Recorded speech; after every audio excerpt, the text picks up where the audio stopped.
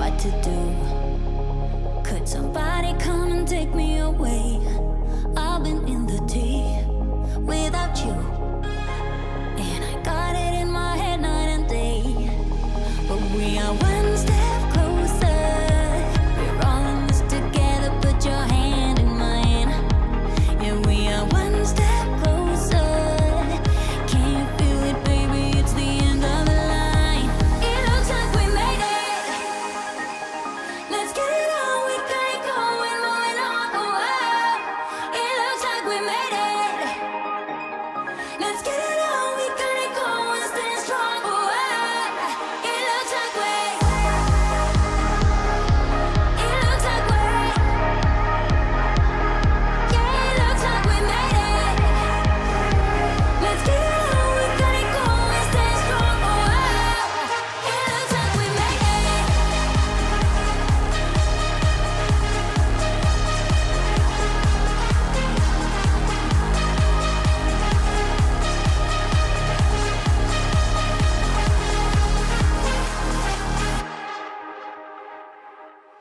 Wake me from this dream I've been in. I need to get in closer to you. I swear you might exceed. Oh baby, I've been waiting for you. Now we are one step closer. We're all in this together. Put your hand in mine. Yeah, we are one step closer. Can you feel it, baby? It's the end of the line. It looks like we made it. Let's get it on. We got it going, moving on. Oh, wow. It looks like we made it. Let's get it on. We got it going, stay strong. Oh, wow. It looks like we. It looks like we. Yeah, it looks like we made it. Let's get it on. We got it going, stay strong. Oh, wow. It looks like we made it. Yeah, it looks like we. It looks like we. Yeah, it looks like we. It looks like we made it.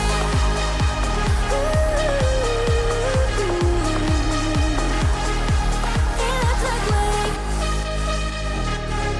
Oh, it looks like we made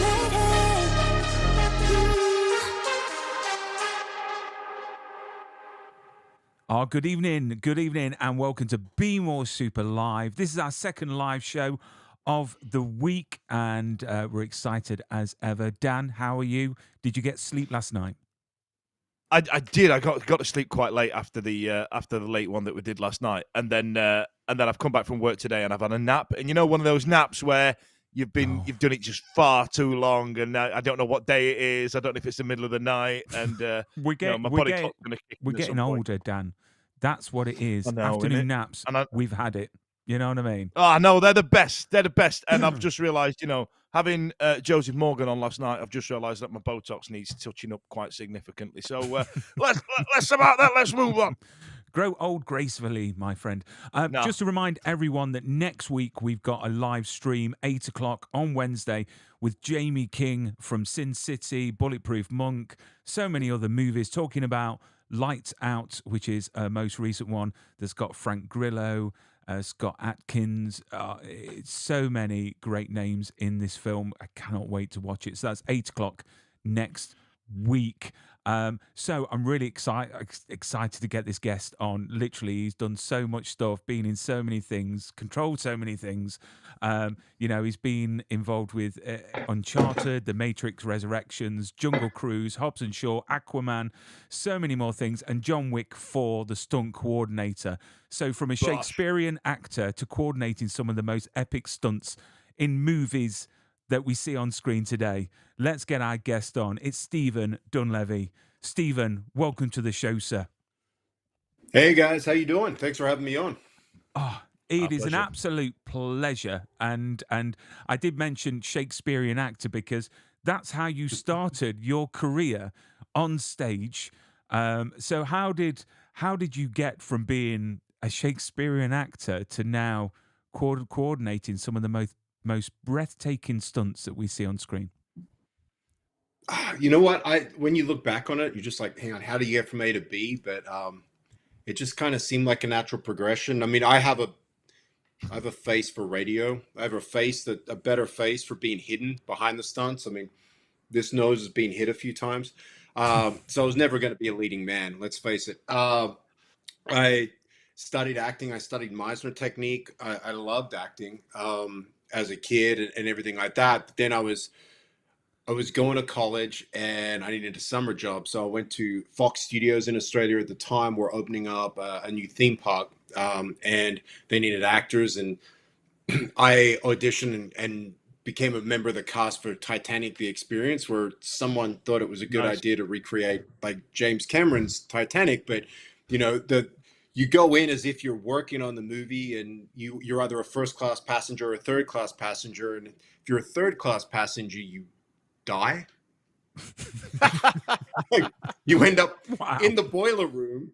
Like you end up in the boiler room, and the waves are crashing, and you don't get wet, obviously, and everything breaks and everything goes dark, and then they reveal the staircase and Celine Dion's "My Heart Must Go On" is playing. If I ever hear that song again, so I ended up there. Met some guys that were stunt guys that were coming in to teach some of the street people how to do pratfalls and everything like that, and I'm like, that is so cool. I was doing martial arts and rock climbing and driving cars fast and everything like that at the time, and went down that avenue. In Australia, you've got to be licensed. The Australians got their kind of registrar modeled it off the British system, where you have to be licensed and go through certain tests, and started working on that and kind of never looked back. That's amazing. That's amazing. Now, we were speaking before with Australian actress Megan Peter Hill, and you mentioned about about being from the well, as far as we're concerned, the other side of the world. And just before we came on air, just before you dial in, Stephen, I was trying to educate Brian on what's called the Tim Tam Slam. Now, I've just come back from New Zealand, and and I brought so many packets of shapes back and Tim Tams, and I don't know if you're aware of the Tim Tam Slam. So I think I spoke about it before, Brian. So you bite opposing corners off of the biscuit, and then you kind of use it as a straw to inhale half your cup of tea into the biscuit, and then just mash it with the roof of your mouth. Is that like a little treat you do for yourself, Stephen, every now and again when you go back home? That is, I haven't been back for 10 years, and you just reminded me about shapes. I'm craving shapes now. Like, you just brought me back to my childhood. But yeah, I would do it with hot chocolate, or coffee. Oh. Like like do that with hot chocolate. You get like this double shot of hot chocolate. It's amazing. Yes. But if you've never tried shapes out there, anyone listening, you're missing out. Brian, for those that don't know, Brian, shapes are, like mini cheddars. Yeah, they're like a little cracker. Yeah, they've got them out there, and each flavor has a different shape. They're small as mini cheddars. And you've got and this is the weird bit for me, Stephen. Right, you've got cheese and bacon, which is a normal flavor. You have pizza flavor, and then for some reason the chicken flavor isn't just called chicken. For some reason it's called crimpy chicken. The name of the shape comes into and I don't know why. It's just that's just the one. But they are an elite. I was just thinking they've changed the name since I've been there. I thought it was called like chicken and a biscuit back in my day or something. Is it still like a drumstick kind of shape, or? Oh no, they're like the bigger size ones now. They're like a big old circle now. They're a bit too big, if I'm honest. You get less shape for your buck, if I'm honest. Do you know what? Let's talk about Stuntman quick. Do you know what? It's turned into like a food show. Around the world. Yeah. So welcome obviously, to Snacks with Steve. Yeah. Steve Snacks. So I mean, you moved from Australia over to the States. I mean, what was that decision making moment for you? I mean, what actually took you over to the States? Because obviously he's working for Fox and everything, but what actually took you over the pond? My wife, who I met on the set of I had my I had my American like green card, so I could come backwards and forwards anyway. But I met my wife on the set of Spartacus, the actress Ellen Holman, who played Saxa. Um, and we were friends and everything like that. And I was in the States, and it wasn't until like after we were on the show that like so friends. Sorry, I'm bumbling this. We're friends on set and everything. I came to the States to say hi to everyone and everything like that, catch up with the cast. And we got talking over dinner one night. We had like a cast dinner. We got talking over dinner and we caught up the next day. And then we just kept catching up. And literally 2 weeks later, she was like, "Do you want to stay here?" And that was what, 13 years ago. So Wow. Wow. I have got to Yeah. say, I tried to get Ellen on my show a few years ago for Army of One, and I didn't get anything back. I reached out to Oh, her really? management. And yeah, it's devastating. So if she does have any spare time in the future, we would love to have her on. But I've got to say, she's a stunt performer as well as an actress. So you know Yeah. when you two fall out, is it quite Yeah. sort of, things thrown around, backflips or is it quite surreal? We call in our stunt doubles to fight. There we go. We have lots of spare drywall. Have you ever seen that scene in Mr. and Mrs. Smith where they start fighting? Yeah. Yeah. No, I think because of that, I mean, the great thing, we just, we do lots of spare drywall. We make sure there's only like blunt instruments in the house at any given Sugar time. glass. Yeah. Yeah, sugar absolutely. glass. We're like cracking each other with it. But now you've got to be very quiet because you've got a newborn. So once that Absolutely, yeah. newborn's sleeping, literally it's tiptoeing around, because I've got two little girls and I've been through that, and I still do it now. Even when they go to sleep, you've got to be so quiet. You really do. Yeah. So how challenging was it to progress in stunts? Obviously, this is before you went into coordinating, because stunt work can't be an easy profession to get into. I mean, how difficult is it, and how challenging was it for you? I mean, these days you have to be an athlete. Like you have to be an athlete. You have to be intelligent. Like back in the day, like all the people I came up under, it was like there was a lot of guesswork involved. But these days you have to be. There's a lot of training involved. A lot of like a lot of athletic endeavors.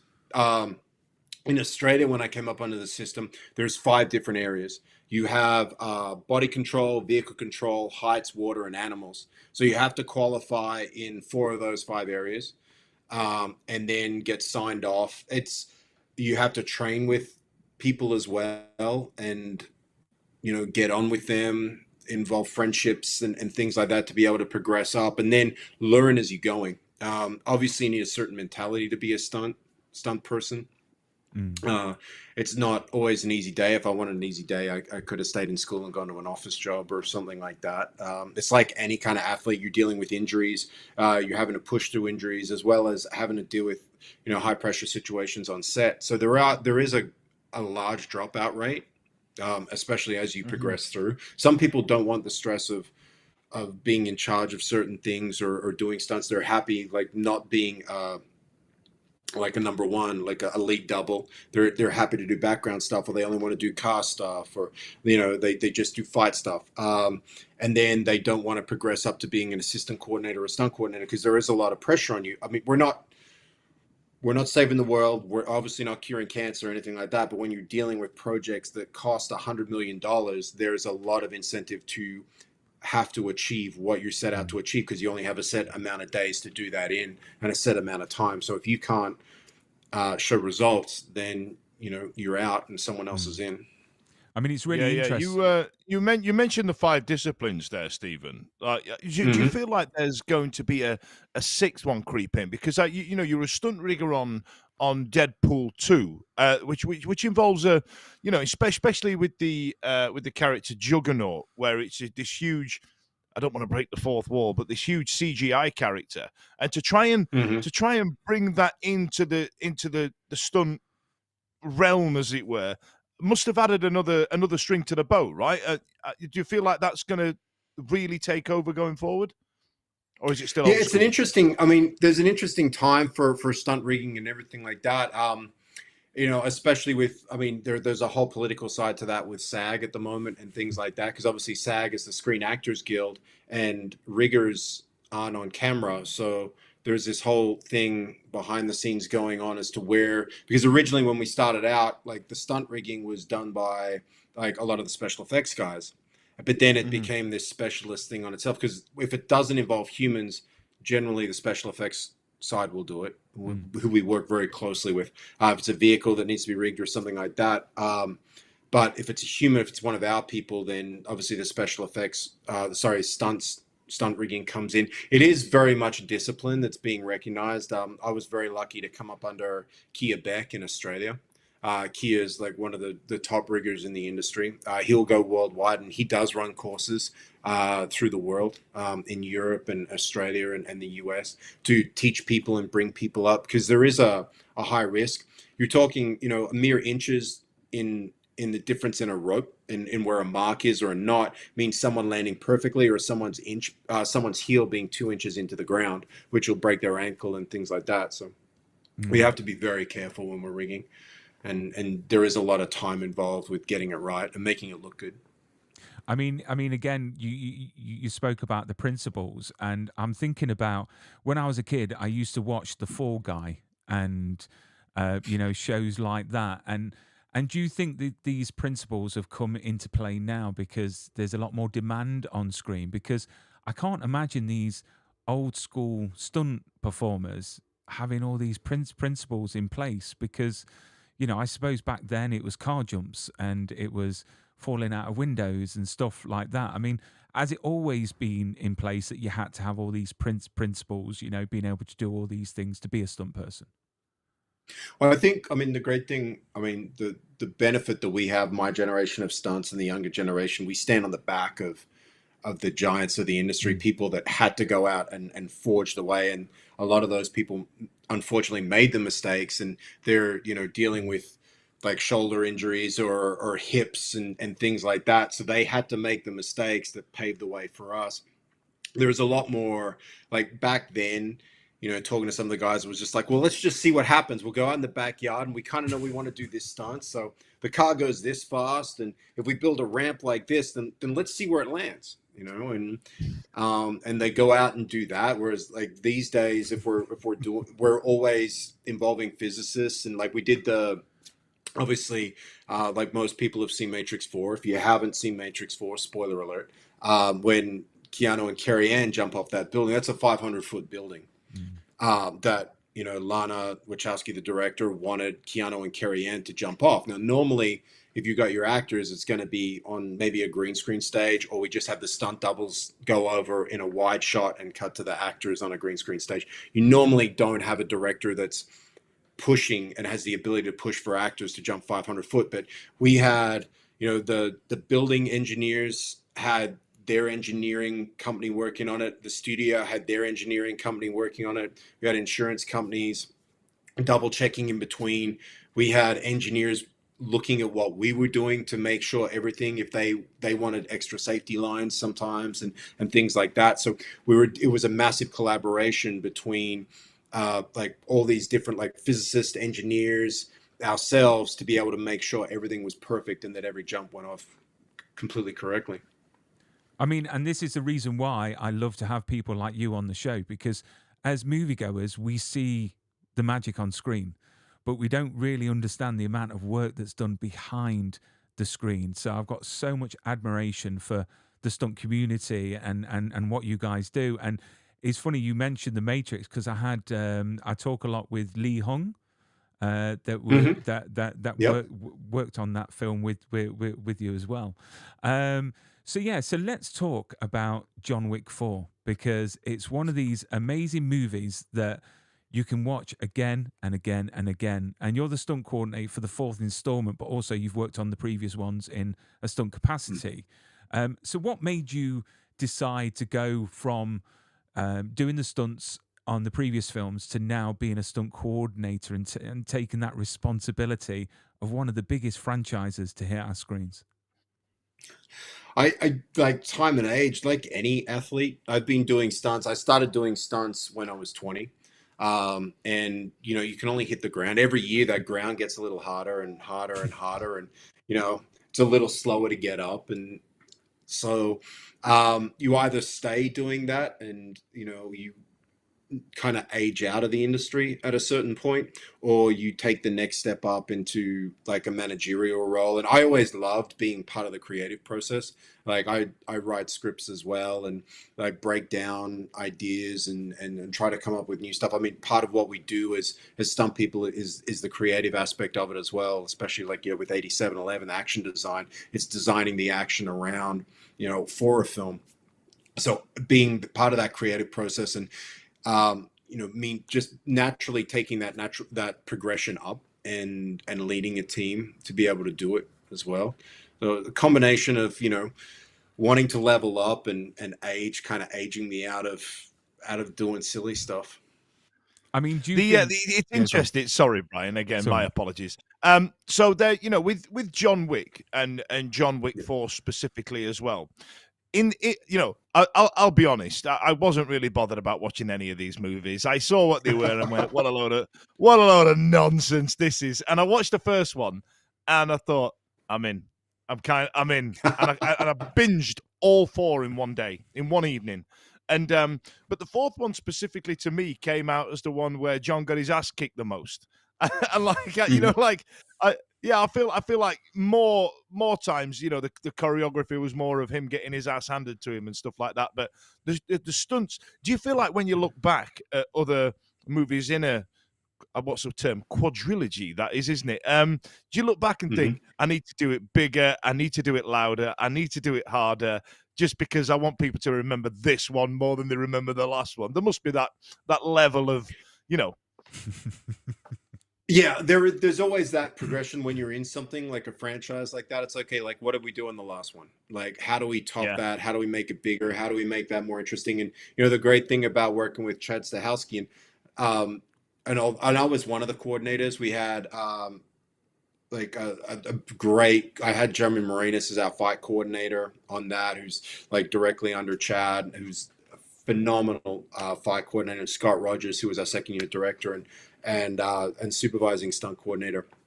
As a team come together and with Chad and Chad is an amazing student of film.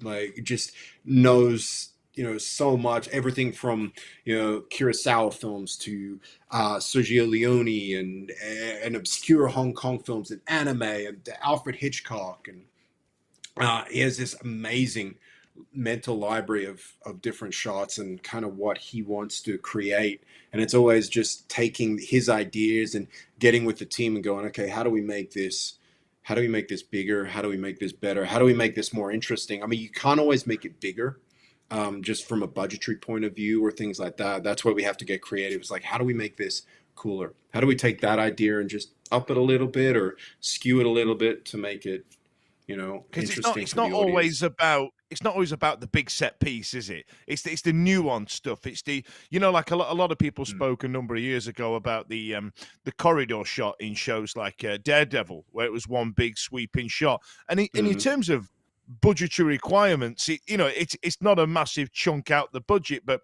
when it comes to how people remember it and how people view it, and you want to kind of get those shots, those are the ones that must matter more to you, right? Yeah, absolutely. I mean, it comes down to a director or producer's understanding what goes into that. Like a lot of times the reason fights are cut, you don't normally get, like, you get really choppy, cutty fight scenes. You don't get the time with the actors, and so you're having to do a lot with the double. So you do some action with the double, cut into the actor's face, or the actor doing one little move, cut back out to the double, and that kind of thing. The amazing thing working with Chad, obviously, Chad came from being a stunt double to a second unit director to now like being a coordinator and also directing now. So he understands what goes into that. And then you have someone like Keanu, who I wish, I could do every film with Keanu. He's amazing, but Keanu gives you the time to train with him, and he will be in there and give you everything. And training with him to be able to create those sequences. The same with Daredevil. Obviously, it's a little bit easier with the mask. I wasn't there for that. Brewster, I was a fight coordinator on that, but I was that was first season, wasn't it? So that was Stephen DeKnight, who was the creator. Yeah. So DeKnight, who was the showrunner, creator of Spartacus. Oh wow. So again, he has that same mentality of he understands what goes into making an action scene, and it's giving the time and to be able to give the stunt team the time to be able to create that action that shows up on camera. I mean, the thing is with John Wick 4, it's nearly unheard of where movie franchises, they get better with the films as they go on. You normally get to a point where you think, why? But with John Wick 4, it's just the best, in my personal opinion, the way it's shot, everything. Why do you think it's so successful? Why do you think people flock to the cinemas, to watch these movies? The John Wick series, I mean, there's a combination. Like Keanu is just, a lot of the times, like with assassins and things like that, like those characters, they're very impenetrable. You get back to that 80s action star of like your Predator, like your Stallone characters or your Schwarzeneggers, where they're very stoic and they just march through everything. You're never really worried about, they're going to win in the end. Yeah. And obviously it's a movie, and it's the great thing about like Keanu bringing John Wick to the screen, he brings his vulnerability to it. So you're never quite sure if he's gonna survive or anything. In fights, he's slipping and he's falling. There's a dirtiness to it.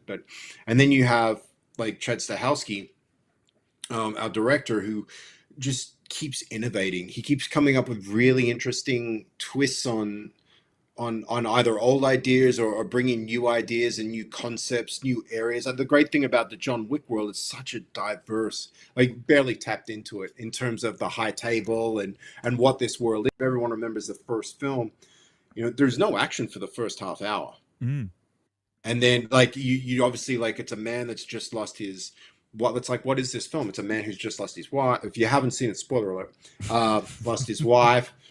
If you haven't seen it, go and see it. Yeah, the dog.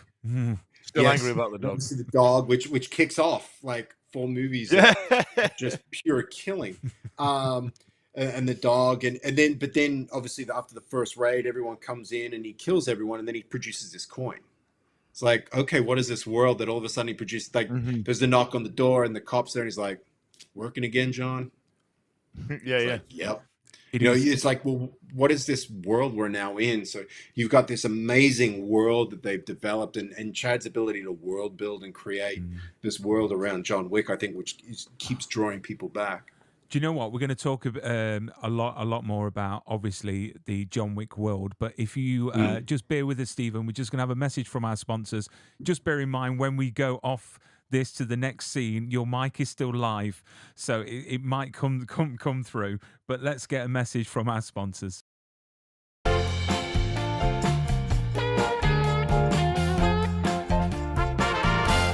Oh yes, it's time for a message from our sponsors, PropStore.com, based in the UK and in LA. They just had a John Wick 4 auction, which they had some key pieces from Keanu Reeves' shirt and trousers from the end scene.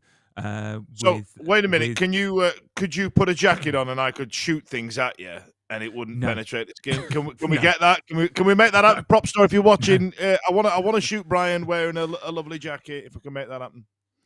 No, you'd probably kill me, to be fair. But I tell you what, they had the coins. They had the big sand timer that the marquee has on his desk. Oh, it's just fantastic. And the auction went extremely well. But for all the viewers and listeners, if you want a discount at Prop Store, they've kindly given us... How do we get a discount, Brian? How do we get the discount? How do we get the code? What's the code, Brian? It gives you 10% off. 10% off at the Buy Now section. I'll remember 10%, Brian. I'll remember 10%. Tell us the code. What's it? I'll remember. It's Brian 10! Brian 10. It's easy to remember. Brian 10 to get your 10% off at Prop Store. Visit them, propstore.com. It's in the description of the video. below. They've got some great costume pieces and props from your favorite movies. Do you know what? If you keep doing this, Dan, you're not coming with me the next time we go down, because I absolutely adore it. I had to drag you away from playing with Captain America's screen use shield. So, but let's get back to. It was a good time. So let's get back to Stephen. Stephen, Hey. you know what? It's like having a little kid with me. It really is. Brian 10. Brian 10 Woo-hoo. to get I your thought you meant me. You're talking about Dan. Sorry. Dan, Yeah. Dan. He's like a little kid. Because I ask all the hard-hitting questions, Stephen. Jack's remembered it now. He's never going to forget it. I ask all the hard-hitting questions, me, Stephen. You know, I'm here to get to the bottom of it. So, you know, how does Keanu Reeves smell? Is one that I've got written down here. So, is it like, you know, like an open forest lavender sort of smell, or is it a bit more spicy? Forest lavender, definitely. Lovely. Well, I'm just going to make a note. Forest lavender. Try and buy that in a candle not from Poundland. I've got you. You can get Gwyneth Paltrow to make a "Smells Like John Wick" candle. That's why. Do you know what? That's the best response to that question we've ever. Light the wick and stand back. Literal John Wick candles. They're missing a trick there. Lionsgate, if you're watching, we're patenting that. The Be More Super John Wick. Made by Gwyneth Paltrow, because I made a note of that. You know, we were thinking about what John Wick does when he retires, and you know, there was a candle store mentioned, so it could just be Wicks. Wicks. So let's talk about the action in this film, because what I wanted to find out was, obviously there's a lot of gunfire, there's a lot of guns, and that for me is just awe-inspiring to see on screen. I mean, are they blank firing guns, or were they superimposed sort of air-powered things?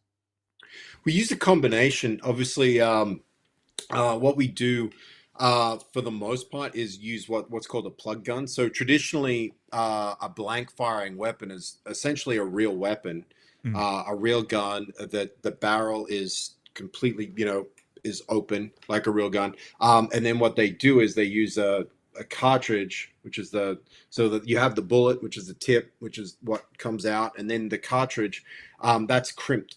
And then the gun, a small amount of gunpowder. You'll have what they call like half loads, quarter loads, full loads, and a full load is going to make more noise and create more flash than a half load and things like that. You need a certain amount for a semi-automatic weapon, something that like slides backwards and forwards. You need a certain amount of gunpowder in there to cycle that weapon. So traditionally, like a blank weapon will, there's still stuff that comes out. You still get compressed air. You still get discharge of material out the front. There's no bullet on a blank, but you still get, so you can't use it, within 15, 20 feet of someone, and you generally point it off to the side. So then they came up with these plug guns.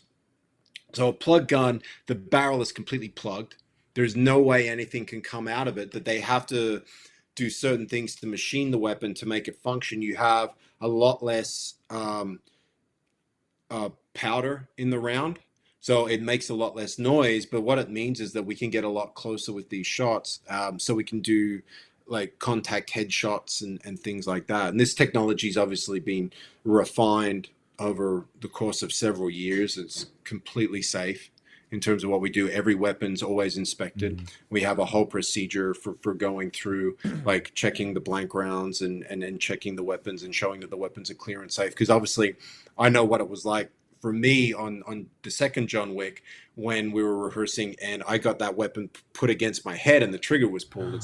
It's a nerve-wracking experience as a stunt performer, let alone the person pulling that trigger. So the utmost in safety, and then when we can't, we go to rubber guns and we superimpose the slide going back and the cartridge coming out. But the blank weapon allows us, like there are some people going, like some places just going to full rubber guns that don't move or everything like that. That means you got to put the brass coming out, you got to put the slide. It's also hard for people to react to the gunshots and time that. So the plug guns allow both the brass to come out, that slide to cycle backwards and forwards, and also allows the correct timing for I wonder, I performance. wonder, I wonder what the count is on cartridges from the film. Has anyone out there Truckload. decided to count them just out of Uh, curiosity? I couldn't tell you, like, take after take after, like, just what you see in the movie, or what we actually used in terms of like take after take after take. Yeah, I bet that was crazy. It really was. And I wanted to Yeah. mention the stair scene at the end, which Hmm. for me is one of the most on the edge of your seat moments, I've got to say, because if I one going up them stairs once would do me in. He's Never already dead. mind. He's already dead. Do you know what I mean? No I would need give for a up. duel. Yeah, sunrise, forget it. Do you know what I mean? 3 hours, a break halfway Yeah. up. What was that like to film? Because apparently some of the steps were padded, but some of them weren't. Yeah. I mean, how difficult was that to film? And was that over a certain amount of nights? I mean, how long did it take to film? Because Yeah. it is a great scene. We shot it, I think, over about 5 nights, and like Vincent Bouillon, who was Keanu's double for that film, amazing French stunt guy. He, I think, did that full run. You see him going down the stairs. The top, the first little section was padded, and then after that, it was like we didn't have enough foam, and practically the way the speed we were moving at, and Chad was moving at, and the amount of time we have on certain locations, because obviously that staircase right next to is a major French landmark, so we can only have it a certain amount of time. So we had to make the highest use of the time that we had. So we can only pad certain sections and everything like that. So it just becomes a good luck. Do you feel like? I mean, that scene itself is so. Do you know what? I'm going to use the word. It's quite gratuitous because it goes on for a good certain amount of time, and it is Yeah. it's a wonderful part, and I think it's probably only about. There's even a time check in it, isn't there? It's about 4 minutes or something because it needs to be at the top of the stairs by a certain time. But I guess the question lies is being in the stunt industry and having movies emerge such as this. You must be really happy that this is a great showcase of what you guys are capable of in your industry. Like to have films coming out that are massively popular, that really showcase how you can go, tell you what, watch this, look what we can do. Yeah, it's amazing. I mean, the wonderful thing about working with Chad, who likes to push boundaries, is that he gives you the time, and he's always pushing that envelope with stunts. It makes us more creative, and makes us think outside of the box, because sometimes we get the time to develop it, and sometimes on the day it's just like, hey, we want to do this. How do we do this? But how do we make it safe? How does everyone go home at the end of the day? And how do we make this look really cool? So it allows us to be super creative with what we're doing. It allows us to express ideas. And again, it just, we get to showcase. The great thing about the Wicks, like we got to work with, we got to work in France, we got to work in Jordan, we got to work in Germany, and we got like European stunt guys. It's an amazing international community that we work with. It's not just America or Australia or Britain. It's such an international community now. I mean, like when we did Uncharted in Germany, we had British stunt guys and American stunt guys, and we had a rigging team of 30 something people, like based from Europe, Australia, America. So being able to work on these big movies where we get to just pool all these amazing resources, from the French stunt guys and fight guys are just phenomenal to work with, and they did so much of the fights in John Wick 4 that we're just reusing them over and over again, along with like our American team. And we go to Jordan. You never think of Jordan as a place that, I can just grab a stunt person, but sure enough, we got these guys that are just doing amazing horse falls, just riding through the desert full gallop, and we prep the area, and then just without hesitation they're falling off and they're jumping back up, and bang, they're like, oh, okay, let's go again. It's so much fun to be able to share the screen and to share the knowledge with so many people all over the world, and just expand the knowledge that we have. I mean, this film has got so many great scenes, from the nightclub to the stairs. I mean, have you got a favorite that was either the most challenging for you as a stunt coordinator, that actually you were the proudest of, that you pulled it off as such? I mean, honestly, like the whole thing, just proud of the whole team and what they did. And, but, you know, like the top shot when you're sitting in the office and Chad's kind of showing references and just going, hey, we want to do this. It's like, okay, well, you know, it's everything from, okay, what stage do we have available? The roof height, you know, it's the stuff you don't think about. Well, that an audience wouldn't think about, because like, okay, the roof height is this, but we need, so for that shot, we needed a 4-point winch system, like Americans will see, or in the NFL, I'm not sure if it's like, if they have them in the British soccer, you know, that camera that comes down onto the field and swoops around. So we used a system similar to that. But that has to sit at a certain height, and then you've got a focal length, but you've got to build the stage up. So you've got to have a stage roof that's high enough to allow you to get high enough to be able to move the camera around and things like that. It's just all of that timing. And then because you've got people interacting with Keanu, but there are other sides of the walls, the whole thing had to be timed out.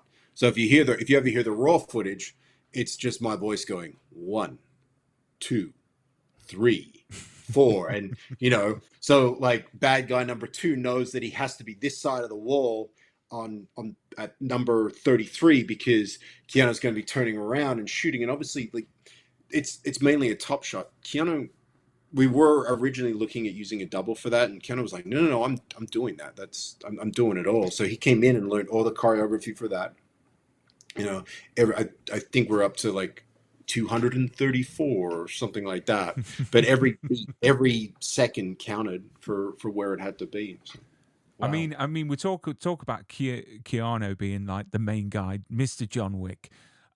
Whose decision was it to let him drive a Barracuda and drift it and actually pick up that pit Viper? Because, you know, if anything happens to him, and we're talking about obviously the scene around the Champs-Elysees where, you know, all the cars are drifting round, and he's actually driving that car, if I'm right in saying.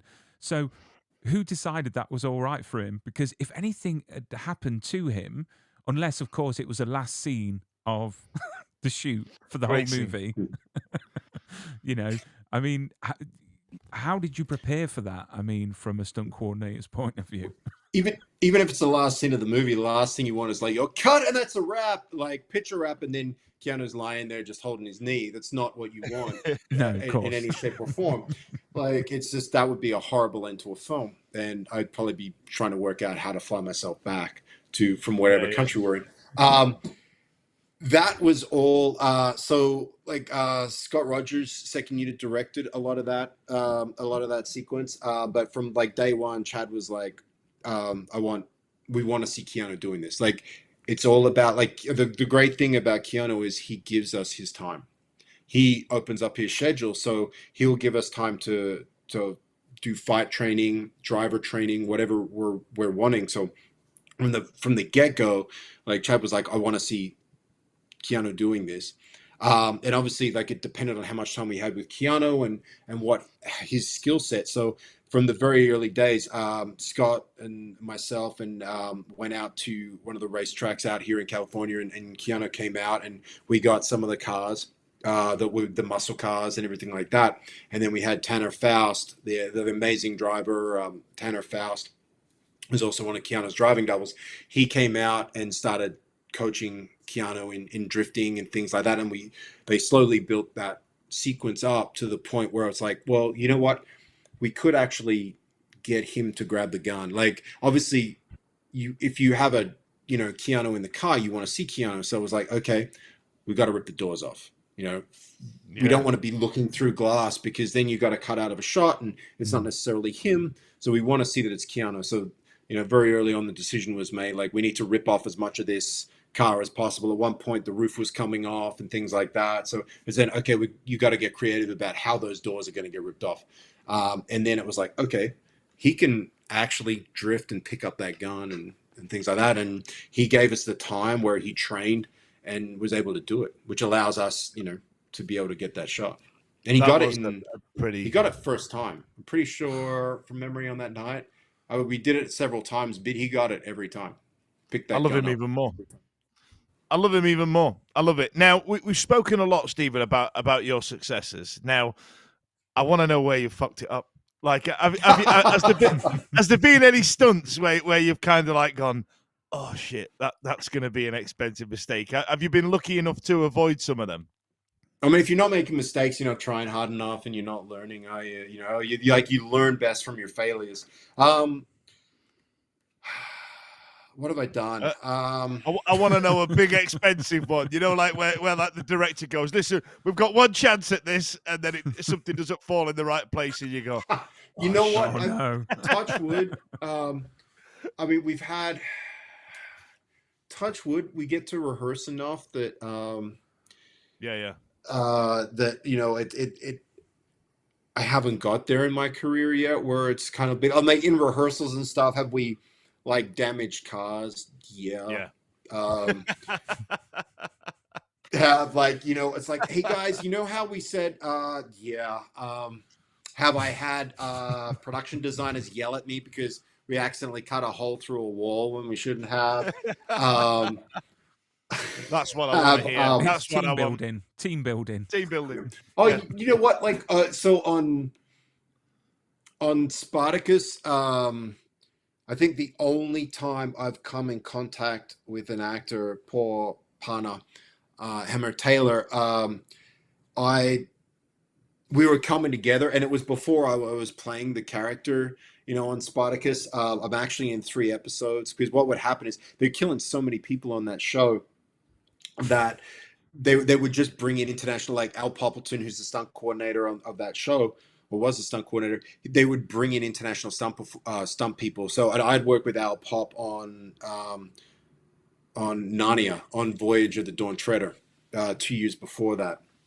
And so he brought me in, and I was just playing I was going to do these 3 episodes and go home, but then I got cast in the show and I stayed on for the rest of the show. So I was a Roman soldier, and Pana was coming running towards me, and I went to hit him, and he slipped and I slipped. And as I throw this punch, and I could see we're too close, and I'm pulling back, and my pinky caught him and just clocked him, was just enough to graze his eye and like cut his eyebrow. So, yes. Yeah. Come on. It happens. I mean, actual I violence. messed up choreography. Yeah. I was like, and I could see it, and he kind of gave me those eyes, and I grabbed him and pull him in, and I'm just like, you're good. And like we yell cut, and then it's just straight like, take him off to the side and just be like, we need to just look at his eye real quick, and don't need to. The great thing about like the Kiwi actors and everything like that, they don't make a fuss. It's like we were all one big family, and it was just like, let's patch it up and get back in there, and Well, it could have been worse, couldn't it? Do you know what I mean? It could have been like some sort of a weapon or anything. So, but what I wanted to ask is, obviously, you've done so many things. Do you keep anything from any of your projects? What have you stolen? What have you stolen, Stephen? What have you robbed from sets? That's what we want to know. I'm not. If you want anything from the shows, go to Prop Store. Yes, right? Of course. Go to Prop Store. Yes. Screen use props and costume pieces. Funny enough, I was looking, because when they were doing the John Wick 4, when they were doing that sale, I was looking at stuff. I was like, oh, you know what? That'd be kind of cool to have. Because I helped, like with Jeremy, I was working very closely with the props designers. We were making the nunchucks, and, we would be sitting in there showing them to Chad, and we going in there, and I would be working with him. I'd give him to Jeremy. I'd be like, destroy this for me, and he'd be hitting things, see how long, see how many takes, because we kind of have to know, like with the nunchucks or the swords, how many takes are we going to get out of this, like, because that gives us an idea of how many we need to build. If it's gonna, like, the first hit and the thing disintegrates, okay, we need to go back and develop the bows, because the bows needed to look functional, and some of them obviously needed to be functional, but then we also needed to grab people around the neck and throw people and hit actors with them, and so there had to be soft versions, but they didn't want to flop around or anything like that. So all of that, like when we're going through the development phase, we have to develop all of these props, and we work with different props masters across different countries. So they've got different ways of doing it, different techniques. So it's refining that process. So That was a Dan, very specific answer, that wasn't it? So he's got a shed full of those bows. That's exactly what I was going to say. Did you hear that as well, Brian? Yeah. He has got a garage full of them. Do you know what I mean? Yep. He's No, got them all yeah. Yeah, that's what I heard as well. Yep. But it's crazy because collectors would pay a lot of money for a bow that was used. Do you know what I mean? We On saw your screen. eyes light up then, And- Stephen, when Brian said that. Oh, how much are we talking? You know what? Like, why that do they? Like, yeah, we went to 3 countries. We were in 3 countries and traveling around so much that, and I already had, because like we've got fire gear with us, and I had my power. Like I was coordinating, but I also like obviously I'm on camera a couple of times. It's me with that ridiculous mustache driving the Barracuda that he gets, and I jumped in to be a Myrmidon, and those gray suits. We didn't have anyone at the time, so the gray suits were modeled off me originally. I didn't get to keep my suit, so. That's he's But saying that. He's saying that. So I didn't get any props from John Wick 4. boo! What? Rub That's it. That's poor so, work. so from your past projects, the many projects, have you collected anything? Kept scripts or little mementos? Yeah, I've got scripts these days. They're not so much like printed out. We get digital versions, so we got the scripts, and so we definitely keep the scripts. I've got chair backs. We get like our chair backs and everything like that, like as a stunt coordinator with our names on it for the project. But I'm really bad, like honestly really bad with that kind of stuff. I have got no photo. The only photo I have with Keanu is when he photobombed me in the trailer. And I don't take photos on set. And I don't take photos with actors. It just kind of it's work. It's weird, isn't it? Yeah. Yeah. I suppose you're there to do a job, but I read that Keanu Reeves actually got his stunt team Rolexes. I don't know if that's true, as like an end of wrap gift. Did Keanu get you anything, or was it just the stuntmen that? High five. Keanu's very British generous. high five.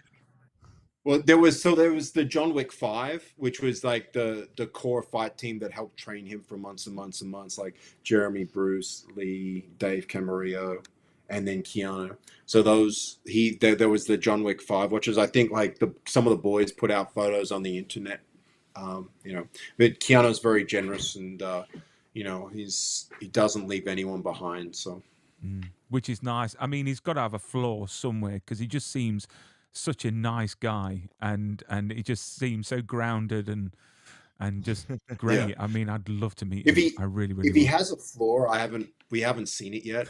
Yeah, he probably honestly, goes like- home and volleys kittens somewhere, like and he just kicks cats every time he walks past them. Something like Hedgehogs, that. Yeah. hedgehogs. You know what I mean? Hedgehogs, volleys them down ravines. I mean, it's hedgehogs. Yeah. Yeah. So No, I mean, so- like honestly, yeah. like I he'll be Keanu's a dream to work with in terms of like the time he gives to learning the craft and doing the stunts, and then just both on screen and off screen. Like he really is that nice a guy, like off screen as well. We were in this obscure little area of France where they had a rehearsal space for us, and we went outside and was having a cigarette, and he's been training all day and he's exhausted, and we were just outside chatting, and the one person that's coming along the street kind of recognizes him. It's like because obviously like it was in the papers, we were in town doing this movie and everything like that, but someone recognized him, and he took the time to have a photo with him and everything like that, and that's just Keanu. He's a very generous time with his time, and he's just phenomenal to work with. I mean, it's really kind of you to come onto the show because I know that you're going away for 3 months. You mentioned, Yeah. Has that got anything to do with Ballerina at all, or is it a different project? If it was to do with Ballerina, I couldn't talk about it. Oh, darn it. Well, we do know that there is a spin-off, and it was Lance's last, I think, thing that he shot, which is gonna, be missed. He's such a wonderful actor, and everyone I've spoke to said he was just a wonderful man to know. and it's such a loss for the community. But with Ballerina, I'm looking forward to it because, again, expanding the universe. You had the Continental on Prime that I actually really enjoyed. I thought Mel Gibson in that was awesome. I thought he did a really, really good job. But I'm looking forward to Up the Oscars. Ballerina. Yeah. Yeah, But it's going to be. yeah, go on. It's fun to be an expansion to expand the world that we've seen, because we've seen obviously like the world from John Wick's point of view, but there are so many other, like tribes and other aspects of this world that we haven't explored, to expand beyond the nucleus that is John Wick, and expand our world is going to be a very cool thing, to see what we get into. And then obviously I took from the beginning of our conversation at the beginning when we talked about stunt people. So basically, in a nutshell, you're basically saying if two 43 to 44-year-olds wanted to get into stunt work, it's going to be impossible. Hey, nothing is impossible if you've got the drive and will. Not impossible, but you've got an uphill battle, Thing is, I don't mind getting punched. I am married, so I am hardened to a few punches. But no. It's it wouldn't be my if someone was in their 40s, and again, if it's your dream, go for it. Like, never make no regrets. I was in college. Do you get older stuntmen? Obviously in the 50s and 60s. Just do you? Because obviously having to be fit, I suppose. You have got fit 50 and 60-year-olds, but you don't see like the older generation much. I mean, they're not called on as much, and you don't see them like they're not doing mainline stunts. Like, you're not necessarily seeing, and some, I'm gonna get an email or a text. Probably someone's gonna be going, "Oh yeah, you did screw up. Remember that time?" Like, I'm definitely gonna get that. So don't get me wrong. Like, in the moment, I forgot all the wrong things I did. Definitely done wrong things. But there are 50 and 60-year-olds. They don't necessarily, like, if I'm bringing someone in, like, like doing a favor and bringing some of the guys in that brought me up and things like that, I'm not necessarily putting them in key spots. They're not doing the car crash. Having said that, like Guy Norris, who was the second unit director for Mad Max Fury Road, and also I believe he did second unit on Furiosa that's coming out. Guy did the role, so that the role, if anyone's seen Mad Max Fury Road, he right at the beginning, he's standing there, gets into his car, drives down the hill, he's getting chased, and then it does that barrel roll. Guy Norris did that, and Guy was in his 50s at the time. Wow. So like, there's people put him, it's you're not necessarily putting someone in their 50s and 60s into a main spot just because, they've done their time. They don't need to be hitting the ground and things like that. You're giving them the easy way. It's like, there's a car coming, you just got to step out of the way.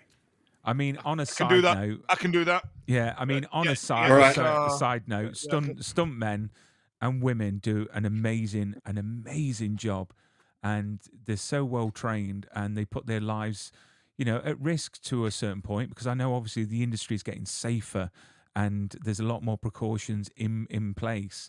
And obviously you've got the Taurus Awards, which is great. It's a recognition, and hopefully, fingers crossed, in the future, maybe the Academy Awards will honor the stunt community a bit more. It's definitely in talks. I mean, what's great about this year, like John Wick 4 got recognized, the Astra Awards, NBR Awards, and I'm forgetting one. Oh, the American Cinematic. Sorry, I've got it right. It's right here at the award. They all recognize stunts this year. Can you show us, or is it? No, it's right here. We got these guys. This one right here. Oh, hang on. Oh, I'm going the wrong way for the camera. Right. Yeah, that's it. Oh, awesome. Yeah. Wow. So we got that one, and then up here is I'm waiting on the Astra Awards, but this the National Board of Review is from Outstanding Stunt Artistry. So we're getting reflection that's there. the award. Big fan of that. Yeah. Yeah, I mean it was phenomenal to represent the community and to represent the community and be able to help progress the recognition for stunts within cinema. Because if you look at any major movie that's out right now, there's a lot of stunts driving it. Like all the Marvel movies, you know, obviously stunt driven, the Fast and the Furious, anything that's pushing the box office has a large key stunt element to it. I mean, I've got to say one of one of the films I've seen recently that I thought was pretty good was The Beekeeper. I don't know if you've seen that with Jason Statham. You know, very good again. But they're getting better and better and better. So I don't know where these movies are going to go because, you know, they're just going to be off the charts before we know it. Yeah. But let's keep our fingers crossed that we get Ballerina very soon. Obviously, you can't talk about it because, you know, it's still in post or pre. But do you know what? I'm looking at the time. Stephen, you've been a great guest. Would love to have you on in the future to talk about your next projects. Thank you so much. Keep safe. Absolutely, guys. Absolutely. Quick note though, The Beekeeper, second unit director and fight coordinator on that, Jeremy Moranis, was our fight coordinator on John Wick 4. So, Oh wow! See, there you go. That's in why the family. Yeah, absolutely. Degrees of separation. Right, so we're going to say goodbye. Stephen, do not go anywhere because we're going to end the stream. But thank you for everyone watching, listening. Please hit subscribe. Join us next week with Jamie King, 8 o'clock on Wednesday. Dan, thank you as always. And Stephen, look after yourself and keep safe. Thank you very much.